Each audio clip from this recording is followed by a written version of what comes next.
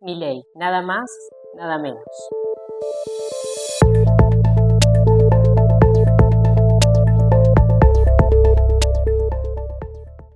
Una semana en donde lo que hay en el aire es esta pregunta sobre ¿realmente se rompe la invencibilidad de Milei? ¿Es posible que eso se rompa? Lo que vemos es que el gobierno entendió que es hora de que ingresen sobre todo cuadros que tengan experiencia en la administración de la cosa pública. Pero les manda un mensaje al gobierno y le dice, tenemos que entrar nosotros. Por otra parte, Milei lo que hace es reforzar su perfil confrontativo en un momento en donde el Fondo Monetario Internacional vuelve a pedir que haya una mínima garantía de gobernabilidad para garantizar el déficit fiscal que está prometido. El mercado manda un mensaje estando en disconformidad justamente con todo este ruido político y la oposición entiende que esas son balas que le están picando cerca a Milei. Hace una jugada y se apura, pero hay que contar que justamente en una semana en donde vimos enormes errores que comete el gobierno en la administración de la gestión, y le dice, ¿le fallé al sistema o le fallé a la gente?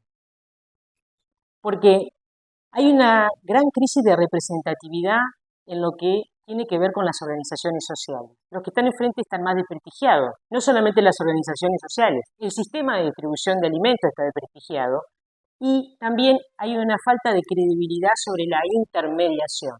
Entonces, replica con esta pregunta, ¿a quién le fallé? ¿Le fallé al sistema o le fallé a la gente? Porque la gente tiene que responder si en definitiva quiere recibir una caja de leche o quiere quizás más recursos en la asignación universal por hijo. Por otra parte, lo que hay que entender es que Milei llega al gobierno luego de romper con una tradición que era la gobernabilidad de las coaliciones.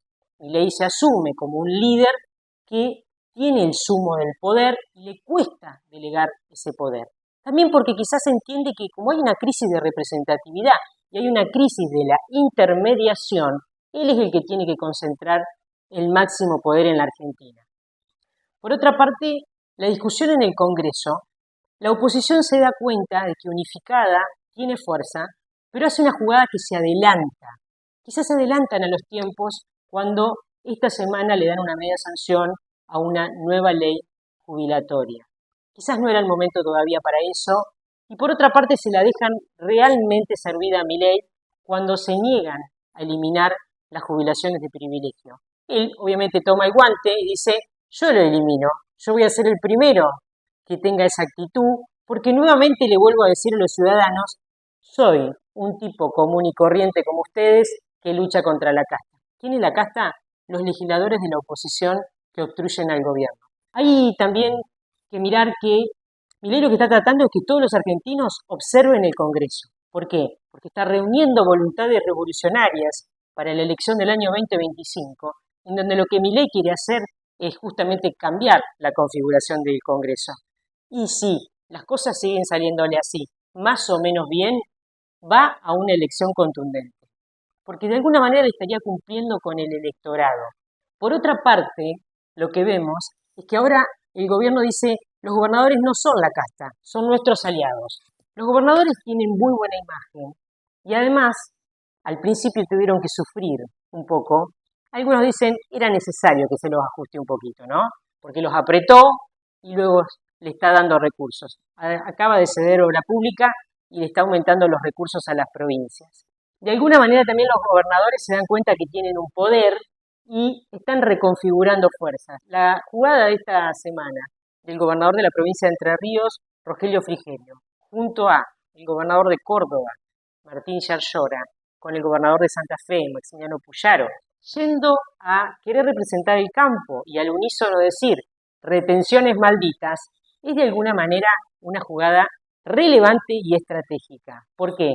Porque el gobierno está tratando de calmar la ansiedad del campo en un momento en donde Milei lo único que tiene para decirle es aguanten y miren el espejo retrovisor. Acuérdense de Cristina, la pasaban peor.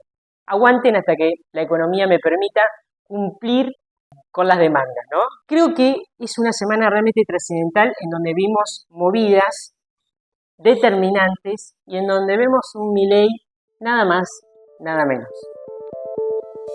Aunque parezca mentira, a solo 6 meses de mandato ya se comienza a hablar del 2025, de las elecciones legislativas. Van a ser elecciones muy particulares. Por un lado, el presidente se juega la gestión, como siempre. Se está organizando la Libertad Avanza en alianza con el Pro Libertad, que lidera Patricia Bullrich, en todo el país para tener candidatos propios que defienden a Milei. Pero hay una particularidad, algo nuevo nunca visto en democracia. El oficialismo nacional, la Libertad Avanza, no tiene un solo gobernador propio. Por lo tanto, va a ser oficialismo nacional pero oposición a nivel provincial. Es una oportunidad única. De alguna forma, si la economía no queda tan bien, la Libertad Avanza va a poder seguir con su discurso mileísta de confrontación con la política tradicional, con la casta, en las provincias.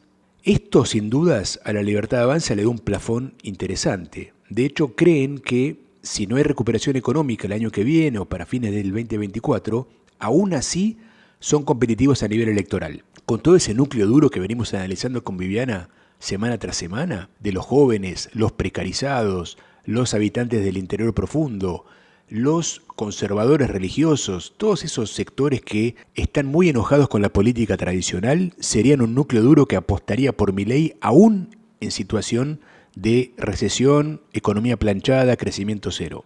Ahora, con ese punto de partida, la Libertad Avanza considera que si hay recuperación económica, va a arrasar en las urnas.